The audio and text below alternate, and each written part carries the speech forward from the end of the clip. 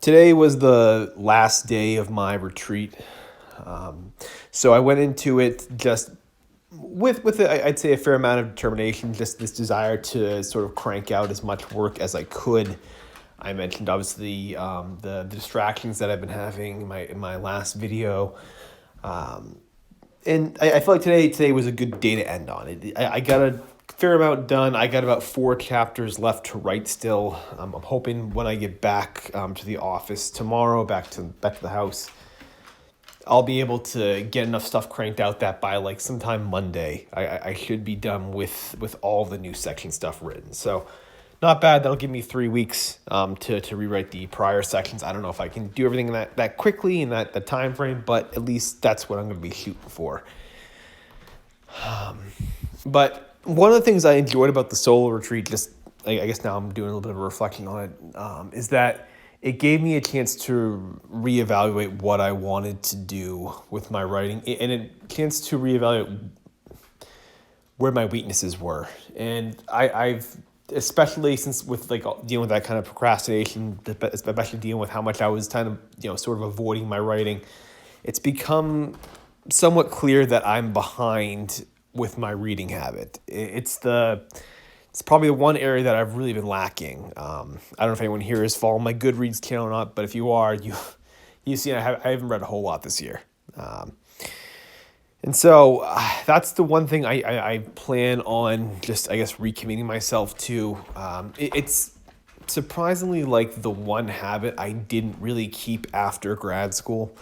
One of the things that people that tend to go for like advanced degrees, especially writers that go for their MFAs, what happens oftentimes is they'll go through the program, and it's good because it's a forced deadline. The real benefit of anyone that ever goes for like an MFA is just that it gives you a forced deadline. So you have to get a certain amount of work done within a fixed time, and you're basically held accountable to that because of your grade, because of an external thing. What happens is once someone graduates, it feels good for the first couple of weeks to not have to turn something in, to not be required to meet this deadline. So you kind of slack off, life gets in the way, and what happens is 6 months goes by, a year, and you haven't written anything. It's very, very common. It happens to a lot of people, and for me, I was able to at least avoid that. But what I've lost more, I guess, in a sense, is the reading habit, the requirement during my program, we were required to basically read 2 books a month and do a couple page essays and analysis on a certain aspect of the writer's technique. So you might read a book and analyze how they use voice, how they use setting, how they use theme, metaphor, etc. And that was basically the reading portion of my MFA, and that's something that I've dropped. That's something that I sort of lost along the way. And so what I plan on doing here, at least going forward now, is going back to that, going back to just reading 2 books a month. That's all it is. It's not going to be tremendous by any means, but 24 books in a year, that's a pretty good amount. That's a pretty good amount. It's not going to be something that's stressful. I know there's plenty of people that probably read double that easily. And then there are people that read a book a week. But for me, at least just getting 2 a month, I think will be a good pace to get back to that. In addition to the 1 or 2 books a year that I tend to study, which I've talked about before, that I do like copy work practice and all that stuff. But yeah, so that's going to be my plan. That's just, I think going forward, that's how I'm going to go and approach the reading portion of it.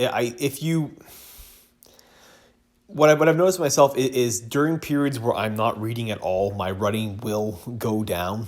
It's weird. It's strange because I'm not necessarily, mimicking any sort of technique that an author might be using, but there's something about reading that just basically refills as a person I would say, reading refuels the creative well. What happens is if you write a lot, you basically expend that, and reading basically helps you reinforce it. Helps basically refuel you. It helps your writing recovery, if you want to call it that.